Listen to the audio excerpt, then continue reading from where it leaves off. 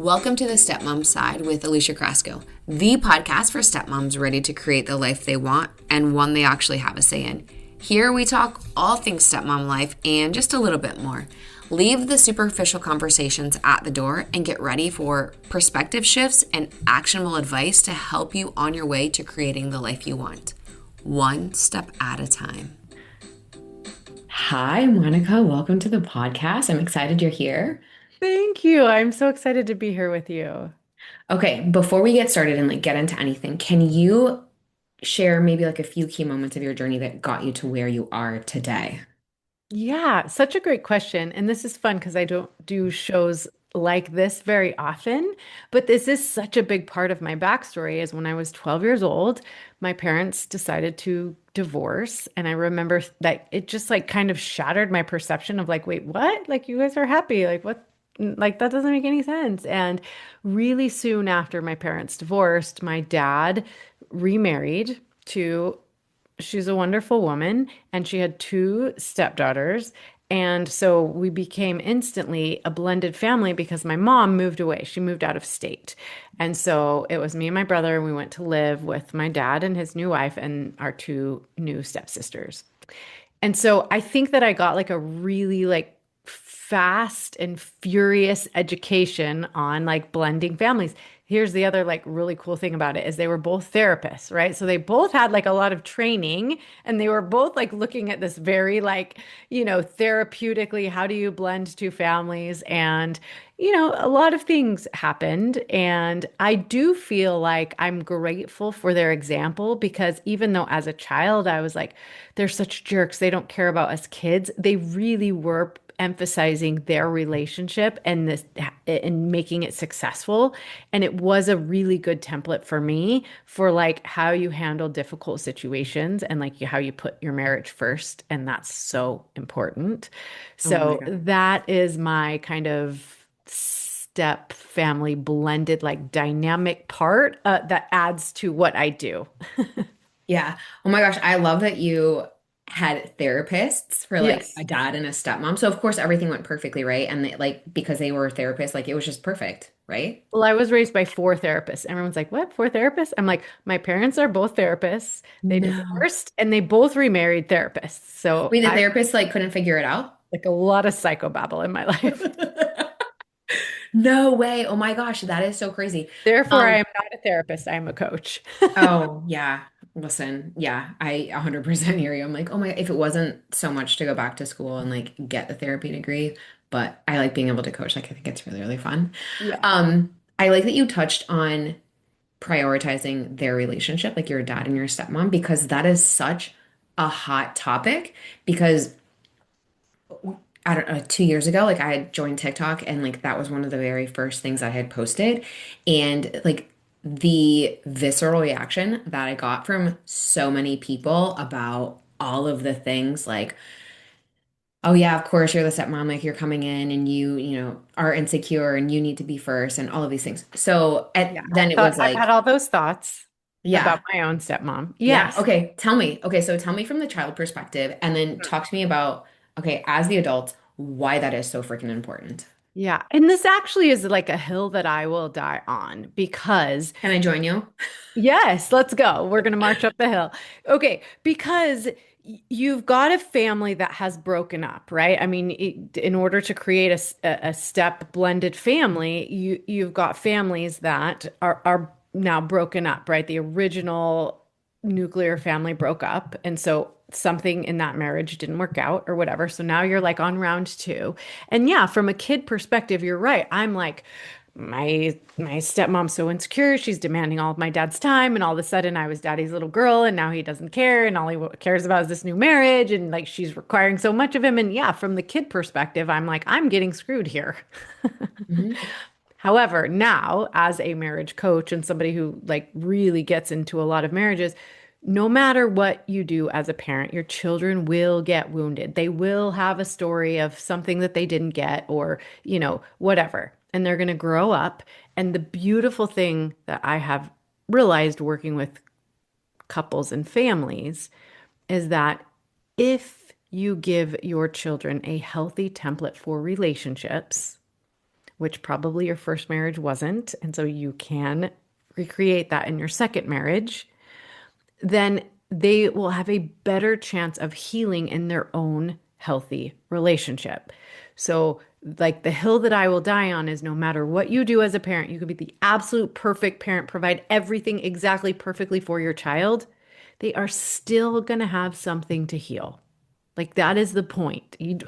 I think that nobody gets out of childhood unscathed. Like it's part of our development is that we have to have some sort of wounding that we can heal in our adult relationships. And so I think the best gift you can give your kids is this healthy template of relationships, whether you do it in your first marriage, your second marriage, your third marriage, or your fifth. Give your children a really healthy relationship template. And what that means is you put the relationship first and your children second. And I know that's really, really hard when you're talking to step parents. It is, yeah, really, really hard. I do couples coaching as well, and this is what always comes up is and this was the situation with my relationship as well. It's really hard to prioritize your marital relationship or just your partnership if you aren't married yet, and then put your kids second, if you will. And so our marriage therapist had said to us, your kids are your responsibility, your relationship is your priority. Yes, I love that statement because And I I was do think like, that encompasses it perfectly. yeah. And Because it will look different. It will look different. yeah. And every relationship is different, right? Like your marriage versus mine versus somebody else's partnership, whatever that is. We didn't talk on the way home from that from that session because my husband took it really hard because what it sounds like is the kids don't matter. Right. I'm not doing anything for them. And so when I had posted that TikTok that said this, it was like, oh, you are just, like putting the kids out with the trash or like just stupid things like that. And Mhm, I'm like, mhm. that's not what I said. All of the needs of the kids are being met, all of the Right. things. So can you explain to me like what does it look like when you are prioritizing your relationship and how do you make it to where it doesn't feel like it's a competition? Because it's not a competition between you and the kids or me and the kids or whoever and the kids. What does that look like practically? Because we can sit here and say it, and everyone's got their own ideology on what that means, but what does that actually translate into? Yeah, so I love that question because it will look different. When you're a step parent, your parenting of your stepchildren will look differently and you have to decide that with your partner, like what that means, right? Like if we're going to create rules for our family, maybe the primary enforcer of the rules is going to be the primary parent of the children or something like that. Like so it could look differently in your family, but yes, the children are your responsibility. You're going to care for them. They're going to have a place to live and food to eat, and like all of their needs are going to be met by the family, by the parents and step parents. But making your relationship the priority means that the kids don't run the household. It means that we make time for our relationship, that we prioritize our relationship, that we're going to do date night every week, that we're going to spend time together, that the kids aren't going to come between us, meaning like, they're not going to be able to come to one or the other and do some sort of guilt tripping about, a rule or some injustice or something like that, which kids are really good at. I mean, I'm not a step parent at all, but my own kids are really good at knowing like we should go to mom for this and dad for this. And if we can get them to fight against each other, we win, right? Definitely So winning, like yeah. kids are good at that, but you bring in another dynamic when you have step parents in the mix. And so you've got to be real conscious of you create the rules that the power dynamic in the family is top down, that you're unified. And even if your partner does something with the kids that you don't necessarily agree with, you figure out ways to like back up your partner in public and then maybe bring it up in private. But you've got to be on the same team. And any cracks in that team, your kids are going to exploit. And so you have to remember that. So prioritizing the relationship, prioritizing the structure of, yeah, maybe she's not your biological mom, but she is my partner. And so the rules that we make for this household go for all of you kids. You don't get Yeah. to usurp that by being a step kid or whatever, right? And so, yeah, it does look different, but it's exactly what you said. The kids are your responsibility. You're going to take care of the kids, but you're going to prioritize your relationship. Yeah. And I love that you said their needs are met because when I said that, it was like, oh, so you're doing the bare minimum. Mhm. Right. And I'm like, no. And so you had said, like, they've got a place to live, they've got things. That's the bare minimum, Monica. And I'm like, no, you know what? We can't argue with stupid. I'm sorry. We can't argue with stupid. Right. And you definitely can't convince someone who is dedicated to misunderstanding you, right? Like Right. I've tried that. I've spent lots of time on the internet trying to convince somebody that And you're that like, they're why are we misunderstanding here? me. And then I'm like, wait a second. Yeah. But I love that you also said you can't usurp that, like, just because they're a step parent. And one massive thing that I see in blended families is when the biological parent doesn't elevate that step parent Right. to, hey, like you said, like, she's not your mom or he's not your dad, but they are an adult in this house. And that is a huge disconnect that I see. And then, like you said, like kids will exploit that. They can see that, oh, well, sometimes she runs the show, she runs the show, meaning like the stepmom, and sometimes she doesn't. Or they start to see like, oh, my parent is only doing these things when that step parent is around, or oh, the step parent is the enforcer. And so it creates this really weird dynamic. And then try to add in like intimacy like on top of it. And stepmoms are like, I don't even want to have sex with my partner because I'm so tired of like trying to figure out where I fit in, trying to parent the kids, but then also I feel like I'm parenting my partner and trying to get them to be like, hey, we need to do this, and it's exhausting. And I'm like, yeah.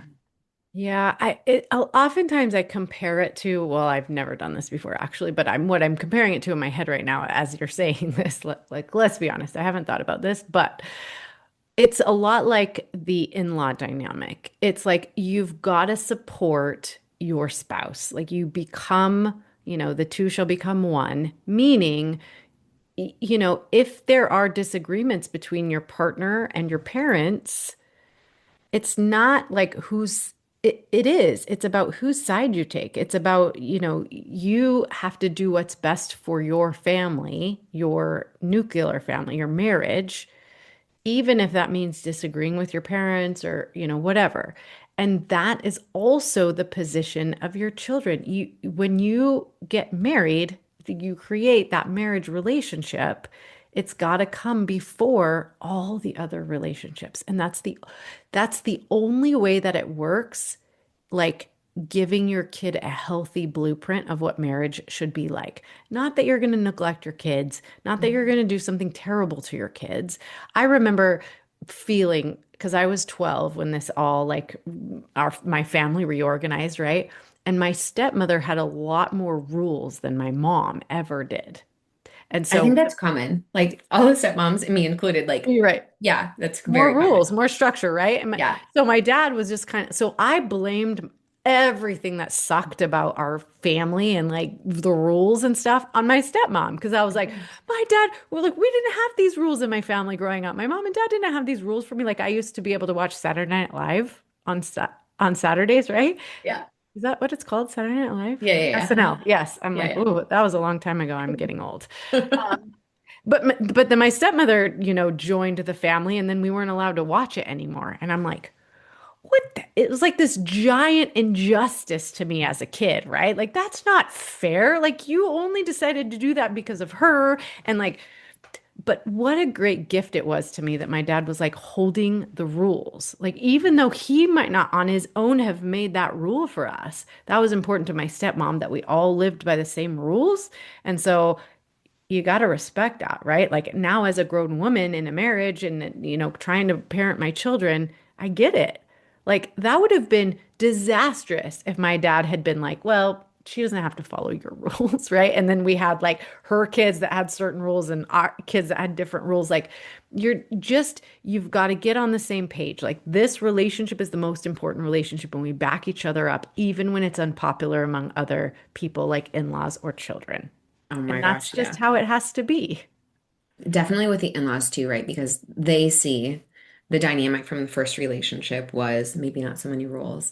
And then the crazy stepmom comes in that's trying to be controlling and trying to rewrite the story and all of the things, right? Because I've been there too.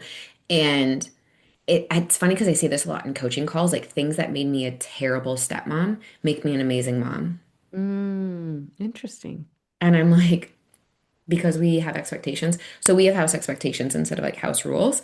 And so those expectations also translate down to my daughter. Like there's no like the kids have my stepkids are now grown and flown, but like they don't have one set of rules and then my daughter has another set. Like, oh no, everyone follows the same set of rules, expectations, like my husband and I do as well. And so when we implemented them, oh my gosh, I can't believe that, he's only doing this because she's here and, that's so terrible. Like, who does she think she is? But then now, like, with my daughter, like, oh, wow, you're such a great mom. And I'm like, that's funny because 10 years ago, you were like, you're a terrible Right. stepmom. And I'm like, yeah, the Part disconnect. Yeah, part of being a parent is just like sometimes I just have to pray, like, okay, someday, like my kids are so mad about this rule or this whatever. And I'm like, my prayer is just like someday they're gonna know that that was because I loved them and I Hmm. cared, right? That I made them be home by midnight, right? What a Hmm. horrible mom I am. Like they're very upset about that. But then I'm like, yeah, and they're like, none of my friends have to be home at midnight. And I'm like, none of your friends have parents that care as much as I do, right? And I hope that you'll feel that one day. And like, right or wrong, it's just, it's out of love for these kids, right? And it's the same. I can imagine my stepmom had that prayer all the time. Like, hopefully she'll know that this is out of love someday. And I do. I do look back and I go, I'm grateful that my parents were like that. The rules in the household sometimes were stupid. Yeah. But they were their rules. And, right or wrong, I knew that it was because they were trying to build something that was important. And I know that now, right? But as a 12-year-old, 13, 14-year-old, I was like, you guys suck. I hate it here. This place is prison. Yes. So when you were living in the house, like, did you and your stepmom get along? Or was it once you got to be an adult that you were like, oh, wait, I actually like her now?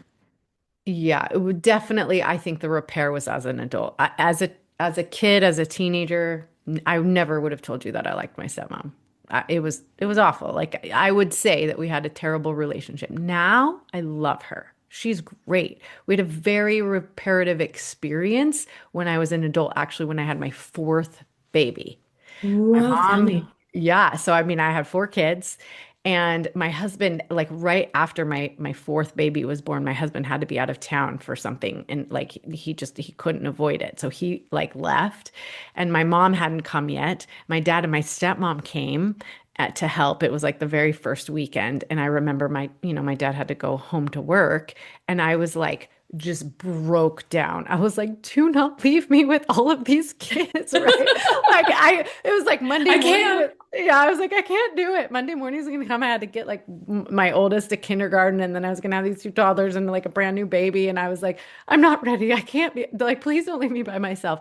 And my stepmom stayed, and I was so concerned, I will tell you, because in my mind, I had this whole story about her, and she was, judgmental and not helpful and like all of these things, right?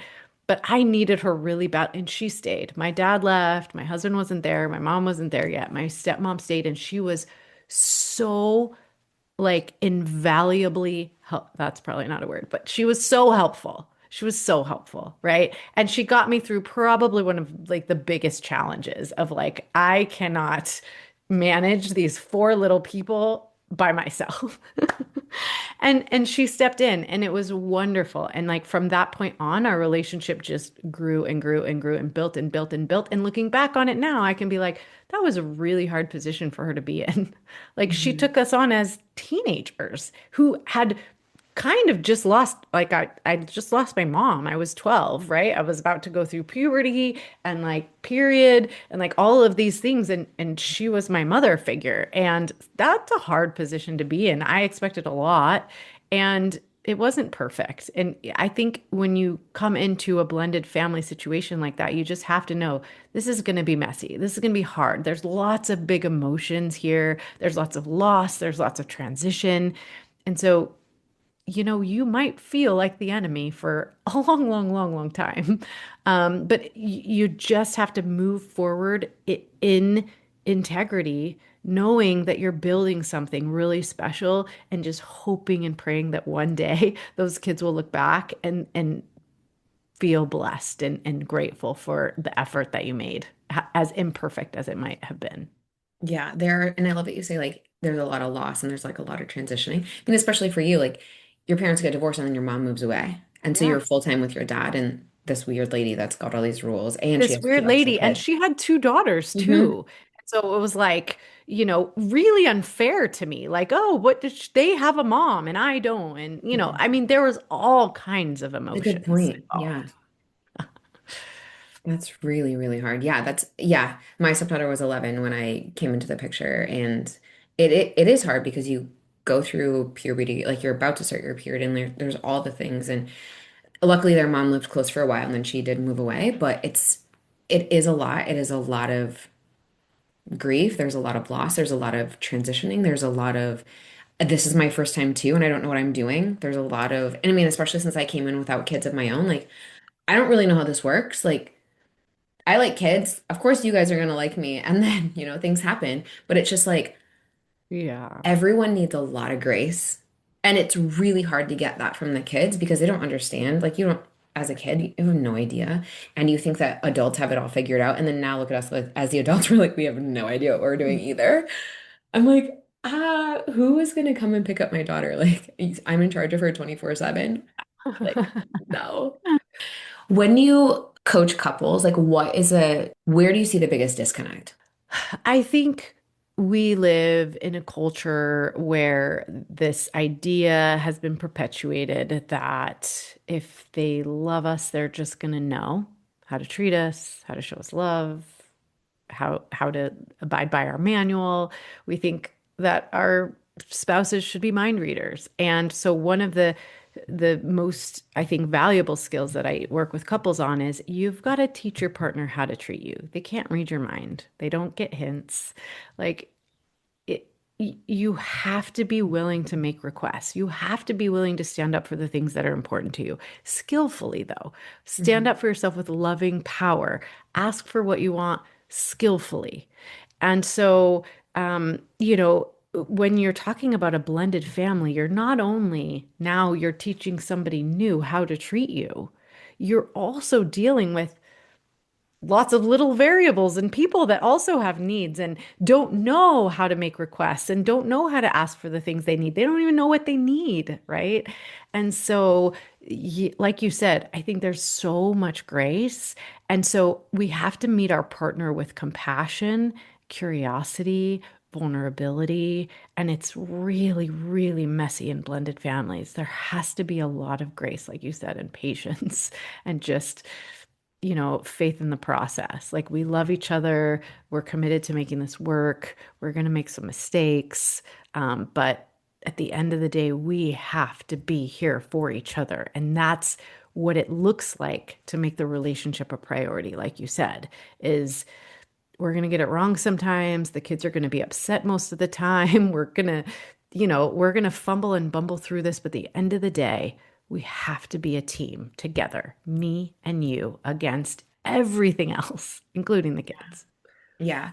And I think that's normal in first families as well. Mhm. And a lot of times, things that I help stepmoms with, they're like, it's because I'm a stepmom. And I'm like, no, these are also issues in Mhm. a first family and a nuclear family and the original family. Like, these are common things. Mhm. Mhm. Like, Oh big yeah, if you messy think you things. got triggered in your first family, you're gonna be triggered in your second family. And so Mhm. yeah, getting really aware of what that is, like what your defenses are, what your adaptations are, what your knee-jerk reactions are. Where do you go on the grid, which is relational life therapy, but what are your losing strategies? Like Mhm. learning, becoming aware of all that stuff is you have to become aware of it before you can change it or manage it. And so, yeah, I mean, you've got to do the work. That is so unsexy though, Monica. I know, it's really unsexy. But it becomes really sexy. Somebody who consciously makes the choice to learn relationship skills, to prioritize the relationship, right? Like if you love soccer and I'll tell you, like learning relational skills is just like any other skill. If you want to learn how to play a sport or an instrument or cook something really fancy or something, you've got to be dedicated to learning the skills and you're going to be bad at it before you're good at it. So you've got to have some grace, especially in a blended family. Lots Mhm. and lots and lots of grace, but lots of commitment and prioritization. You got to be like, you know what? Gosh, we're not that great at repair. We got to get way better at repair. Or we're not Yeah. really good about making requests. Or we're not really good about cherishing each other, putting each other first, backing each other up. Whatever it is, you got to figure out what those skills are. You got to learn those skills and then you got to practice those skills. You're not going to be good at them at first. They're going to feel clunky and weird and like dribbling a soccer ball if you've never done it before. But the more you practice it and the more you prioritize it, the better you're going to get at it. And that's the cool thing about relationships. It's not like something you're just born with, it's Mhm. something that you learn. Well, like you said, like giving your children like that template of like a healthy relationship and what that looks like. I think that getting to that point is really hard of like having a healthy relationship because like I said, it's unsexy work, but also it's not just like a one and done thing. Like, oh, I learned this new skill, like I'm good. Yeah, you're good in a textbook setting, but we need to implement that. And if we implement it and it doesn't go well, that's okay. Like tomorrow's a new day, we can reset in 5 minutes. But that is also something that I see stepmoms struggle with a lot is like, okay, I have to be vulnerable, and that's really scary. And I don't want to do that. I can't skillfully, like you said, ask for something. So I just lash out or whatever it is. But then also, my partner's not reading my mind because I've already told him once. And I've already expressed this one time. And now I have to keep expressing it or keep asking for it. And I'm like you said, it's very clunky and it's very weird, it's messy, it's awkward, it's hard, it's frustrating. And I'm like, the commitment has to be there to give everyone a little bit of grace. If they make a mistake, I was just on a coaching call last night with a couple. I'm like, this isn't going to go perfectly the first time. You guys are going to have this conversation, and it doesn't mean that it's over. You have to keep having this conversation. It's a muscle that you have to keep flexing so it stays there. Otherwise, it just, there's atrophy and then it's no longer there. Like, you have to keep working at it. Mm. So beautiful, beautifully stated, right? Healthy relationships are not relationships that are devoid of conflict or mistakes or challenge. Healthy relationships are ones that can repair. Mhm. Trust, resiliency, intimacy, passion, safety, and security. Those all come from repair. And you can't repair unless you have disharmony, right? So, all Mhm. relationships, whether you're talking about the marriage or you're talking about your relationship with the stepchild or something like that, all relationships are an endless loop of harmony, disharmony, and repair. There's no failure or disconnection until you stop trying. And that's why I think that story that I tell about my stepmom is so significant because there were years and years and years of disharmony. Many, many, many, many times where we were really off, really disconnected, really not liking each other, right? But we never gave up on the relationship. It was harmony, disharmony, repair. Many, many, many, many moments of repair. And there were many years of disharmony and then repair. But like we got there and we are there now, I would say, because we were always willing to come back and repair. Mhm. I agree. It takes a lot to come back and just be able to repair. So if somebody's listening to this and they're like, what does repair mean? Can you explain that to us, just in case they don't know?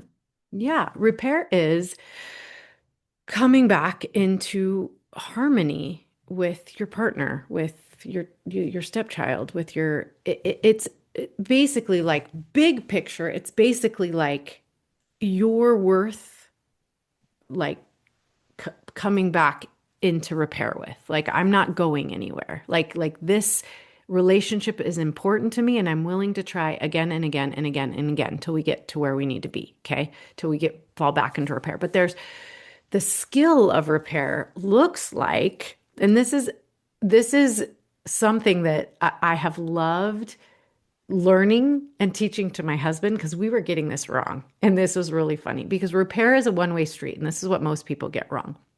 A lot of times when people are in disrepair and somebody initiates a repair, they'll go to their partner and they'll be like, it really hurt my feelings when you said XYZ. And then their partner will say, yeah, but you did XYZ. And that's why I had to do this. And what that is like, let's say your oven is broken and you go to the customer service counter and you say, my oven is broken. And they're like, yeah, well, my microwave's broken. Nobody wins in that scenario. Nothing gets solved. Like, what? Are you kidding me? You have to remember about repair. Probably the most important thing about repair is it's a one-way street. If your partner or your stepchild or your stepmom initiates a repair with you, you are at the customer service window. So it's, hey, it really hurt my feelings when you did XYZ. Now, the customer, but I mean, the customer's always right or whatever, but like your job is to hear the customer, the person with the problem, and do what you can to come back to solve their problem, to help to come back into repair with them. Now, maybe your microwave's broken and that can be dealt with later. Mhm. Not in that moment. In that moment, when that child comes to you or your partner comes to you and is in disrepair, your job is to listen and give what you can. So the skill of repair looks like it's a it's a it's a feedback wheel. So you get two sentences in each of these areas. The first area is this is what happened. This is what the security cam footage. This is a really good way to repair, I should say.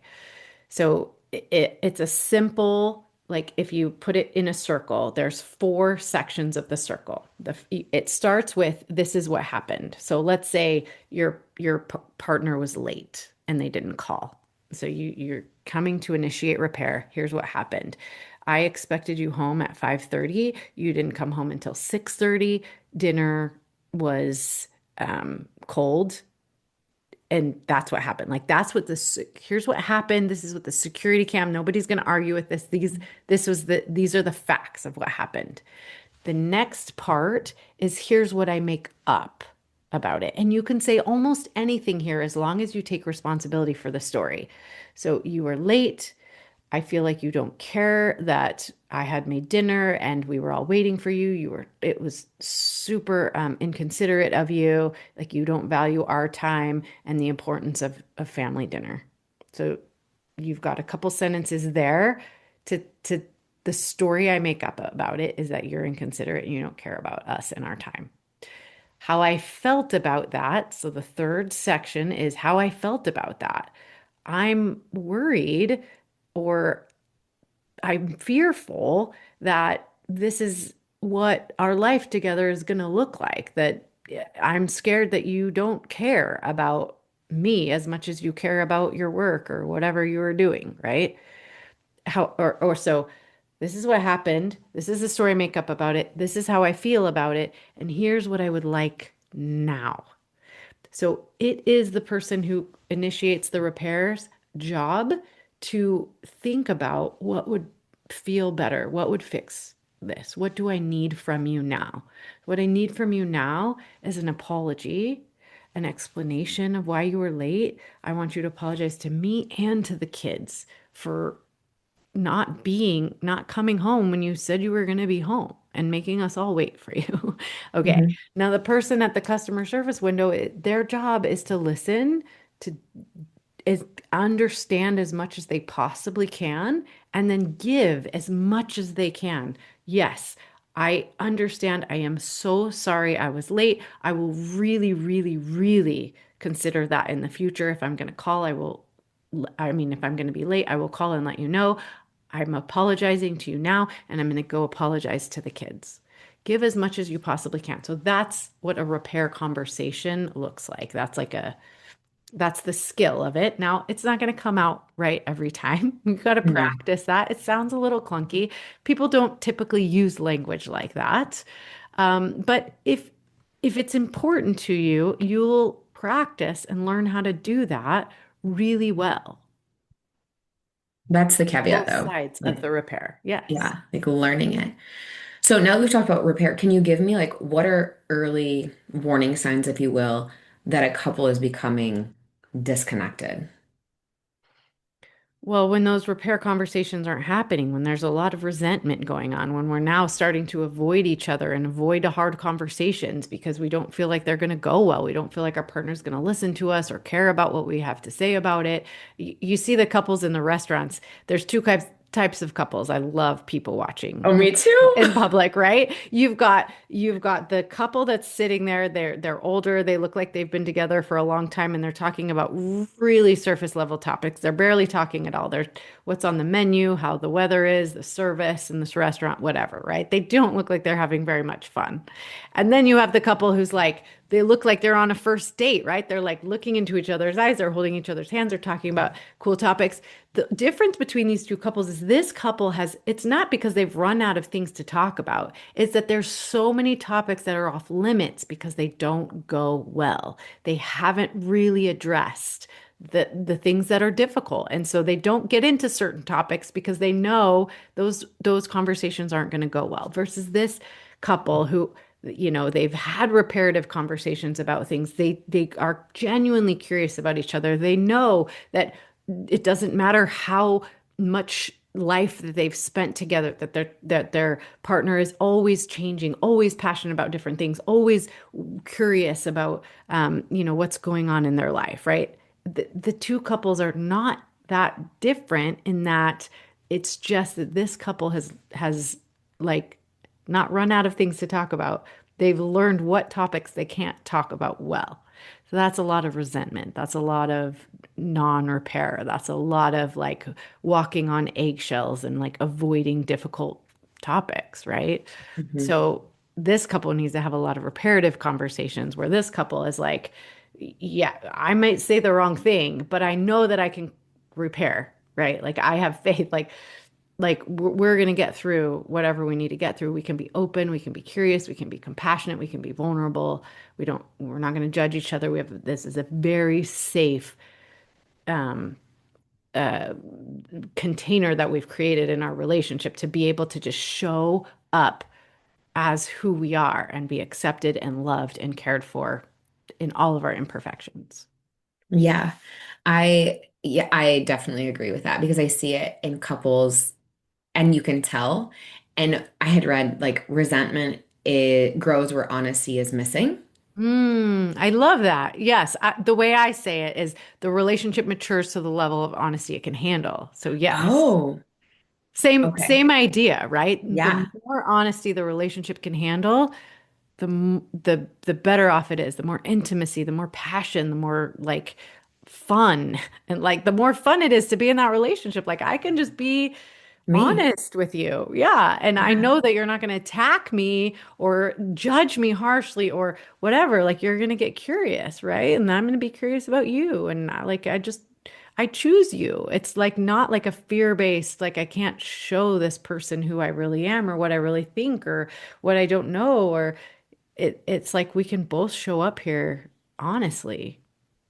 If there's somebody that's listening that's stuck in that or finds themselves in this rut of I can't show up or I can't or I Mm. feel like I can't show up or I feel like I can't let this part of my personality out of the closet or whatever it is, do you have any way that you would say, hey, here's how we can bring this out or here's how we like the honesty part of it like here's how we can become more honest and not honest in the sense that like you're lying but just like honest about who you are or what you want or like that couple that they just know what topics they can't discuss like how do we get past that? Yeah, what first of all, what a tough place to be in, right? Right. And like what a great like insight that like, oh man, we really are walking on eggshells. I'm really not sharing my whole everything with this person and I want to, right? I want to get to that place. And I think it just starts with exactly that.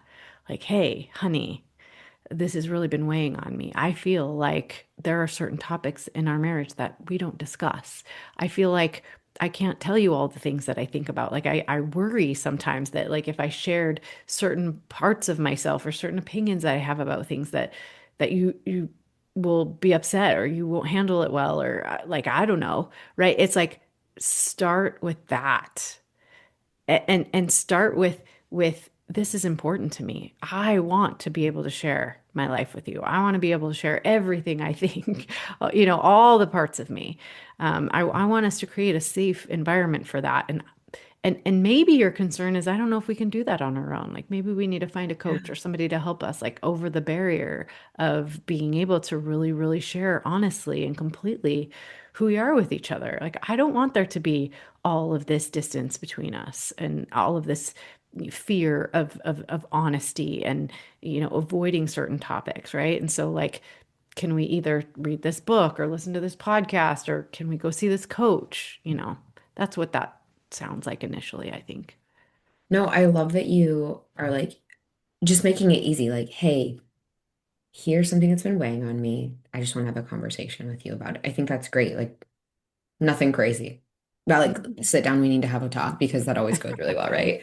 Like, here's something that's weighing on me.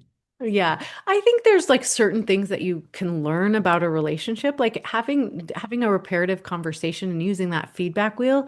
Like really, if you're doing it right, you get like about 2 sentences in each of those categories. That's going to be a real quick conversation because nobody wants to listen to how they're ruining their partner's life for like an hour, right? But if you get good at that reparative conversation, that's going to be like 5 minutes and you're out, right? Like, Yeah. and so and you learn to contract with each other like hey something happened the other day and I want to talk to you about it. Is now a good time? Like you learn to contract with each other, not just like bombard each other when you come in the door after a long day and you're starving and you have to get off your feet, right? Mhm.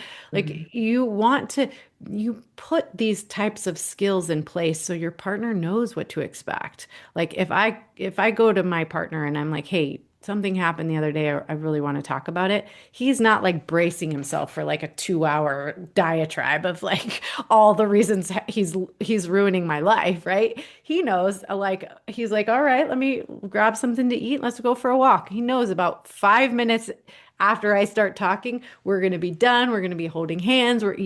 Like we're good at those reparative conversations now. We weren't always. Like it Oh, used to yeah. be like, you hurt my feelings. You hurt my feelings. Well, you did this. Well, you did this. And then we're walking like this. And then we're yelling at each other across the street. And like, it's a process. You learn. You got to teach each other how to treat each other. You've got to make it clear that we're learning these skills. We're putting them into practice so that we can repair really easily. And we don't have to be worried about these things. And, we can be really super honest. But you do that with your partner, you do that with your kids, you do that with your stepkids, you do that with your in-laws. You get good at these relational skills and then it benefits all your relationships. Yeah. I think that's something that people don't realize is that when I'm coaching them, or probably this happens to you too, it's applicable to everyone in your relation, like everyone in your life. Like, yes, I'm speaking to you specifically about stepmom stuff, but a lot of the relationship things that we're talking about apply to everyone that you interact with. But let's go back to like the emotional safety part, like with your partner. Can you speak a little bit about like emotional safety and how that plays into like reigniting physical intimacy? Because I see that breakdown a lot. Yeah, when you're talking about physical or sexual intimacy, it's absolutely the most vulnerable position that you can be in with another person. So there has to be safety there. And so, when work with couples around this, and I have had a whole like sex therapy certification thing, because what happened was is like couples would come to me and they'd be like, we have communication issues. I'm like, oh, okay, let's talk about it, and then we'll get into it. And it always came back to sex. Yeah. And I was like, I need some more Assistance. education here. But so there's a lot. I mean, that's a really long conversation, but part of feeling safe sexually is creating a lot of choice. There can't be the dynamic of duty, of caretaking, of obligation. All of those things are going to completely negate if you feel like your partner is critical of you, outside of the bedroom. You're certainly not going to feel safe to expose yourself inside of the bedroom. If you feel like your partner doesn't listen to you or value you, or, you know, make take influence from you outside of the bedroom, you're certainly not going to feel safe to reveal yourself inside of the bedroom. So it's Mhm. just really important to think about that. What are the dynamics we're creating in our relationship? Are we a place, are we creating safety and curiosity and vulnerability and trust outside of the bedroom? Because if so, then we can start to bring that inside of the bedroom. But certainly, you're not going to go from like a very contentious relationship outside of the bedroom and then go in the bedroom and have like great sex. Like, I mean, you might have some version of that, but it's certainly not going to be, safe and secure. But great sex does require safety and spontaneity. It does require there's two really important aspects that are kind of not they kind of are not agreeing with each other, right? And so I think for a long time when I was working with couples, I'm like, if I can just get them to be nice to each other, or friends, then their sex life will just naturally follow. But that's not true. It's two separate dynamics that interweave and affect each other, but they're not the same. Oh, that's a really good breakdown of like, I guess I've never really thought about that. But yeah, just because you're friends doesn't mean that you necessarily want to have sex with the other person. Right. Yeah, you need to be more than friends. And the safety part of it for sure. I think that you are 100% right when you are like, if you're not feeling safe outside of the bedroom, and then now you want me to be like in this vulnerable position with you, that's probably not happening.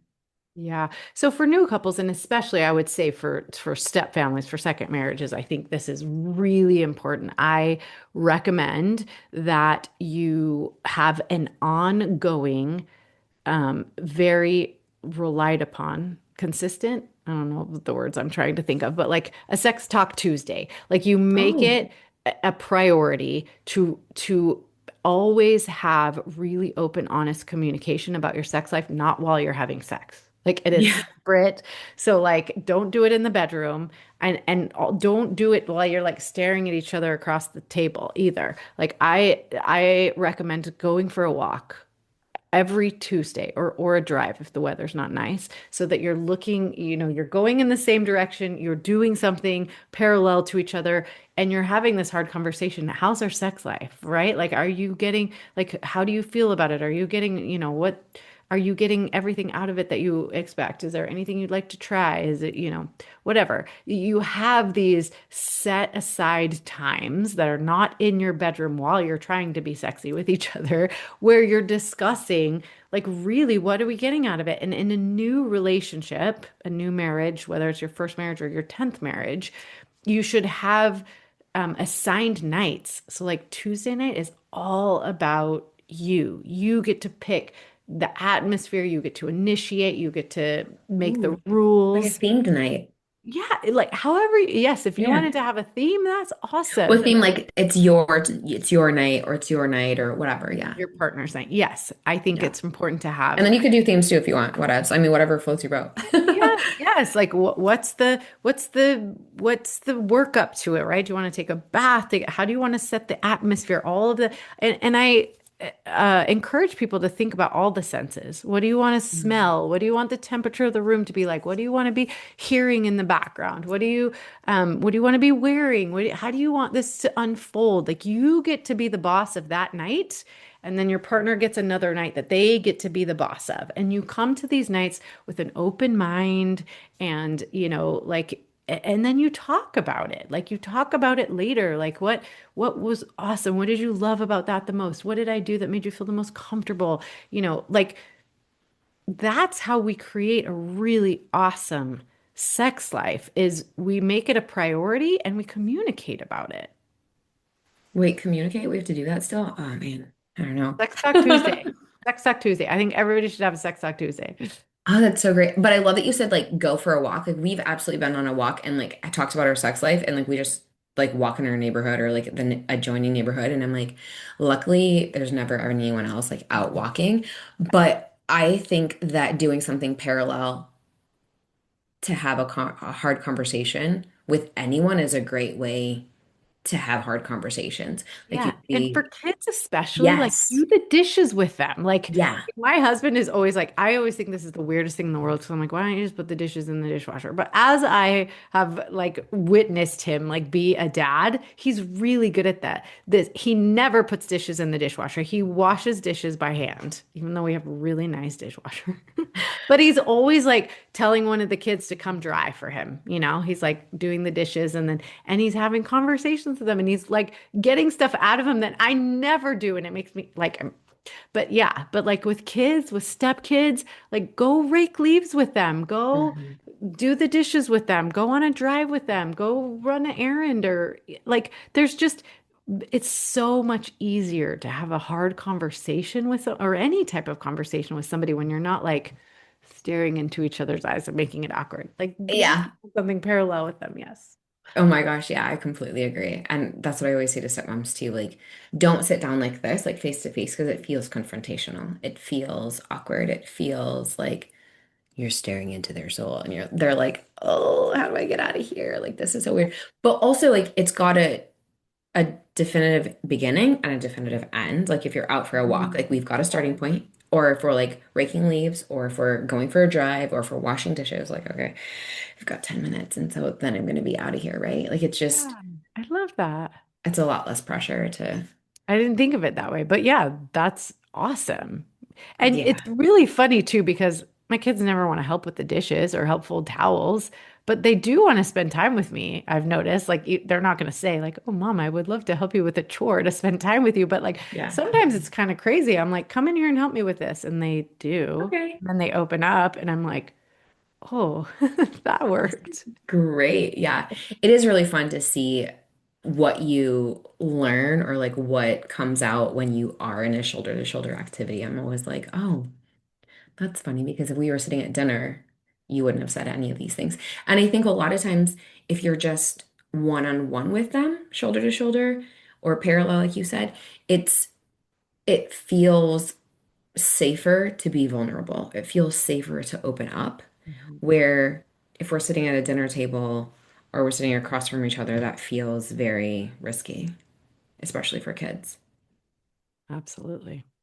And you're like, oh, I don't want to, like, what are my siblings going to think or what are they going to say or whatever? And it's just, I'm on the spot and I don't like this. And I get it. Like, I used to be really, really shy as a kid. And I'm like, I'm not saying anything. Please don't look at me and please don't talk to me. Okay. One last question for you. What is one mindset shift that you feel could completely change the way that stepmoms show up in their relationships? Oh, what a great question. Sorry to put you on the spot.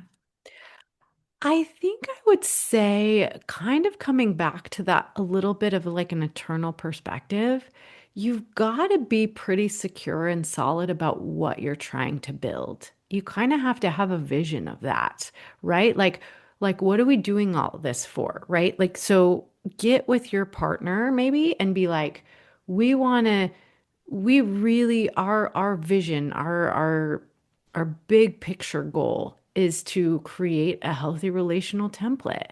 And so we have to be able to it's almost like know your why. Like Hmm. a really have a really strong sense of what you're doing and why you're doing it because I feel like the tempests will rage and the storms will like Hmm. it's gonna be hard. And like it is. It's just blending families and being a step parent is not ever easy on anyone. I've never heard a step parent be like, "Oh yeah, it's so easy." Right? So Okay. you've got to have a bit of eternal perspective and know your why. And when it's hard, you've got to go back to someday they're going to be grateful that we created this relationship template where they knew that we were on the same team and that we saw the bigger vision of what we were really providing for these kids. Yeah, I think that's really important because if you're just trying to figure it out and there's no why behind it, you're just like, this sucks and I hate it here. It's like a boat without a rudder. Yeah. Yeah. And how do I get off this roller coaster? Because the highs are really high and the lows are so freaking low. But if you're like, okay, let's play the long game here. And it Yeah. could be something as simple as like the objective is to hopefully have a relationship with them when they're adults, but we need to like make it through the adolescence years first and like just launch them. Like that's what we need to. We're working on like launching Good Samaritans. Like it doesn't have to be this massive, grandiose, like we are going to be best friends when no, we're just no. Oh my gosh. Thank you so much for joining me. This has been such a great conversation. Yeah, it's been really fun. I haven't thought about a lot of these things in terms of like step families, Oh, but yeah. I definitely grew up in one and I have lots of feelings about it. Oh my gosh, yeah. I was a stepchild as well. And so my dad had remarried. And so I have feelings about that too. And then now, like, as a stepmom, I'm like, oh yeah, I can see why things played out the way that they played out. So I Yeah. totally get it. But where can people find you? Oh, thank you so much for asking. You can go to my website, which is my name, monicatanner.com. There you can find my social media stuff. You can find my podcast for free. You can learn how to work with me, all the good things at monicatanner.com. Perfect. Thank you so much. Thanks for taking time to listen to this week's episode. If anything was helpful or resonated with you, please share it on social media and tag me. I'm just at Alicia Crosco. And if you could leave a 5-star rating and a review while you're at it, that would also be really helpful.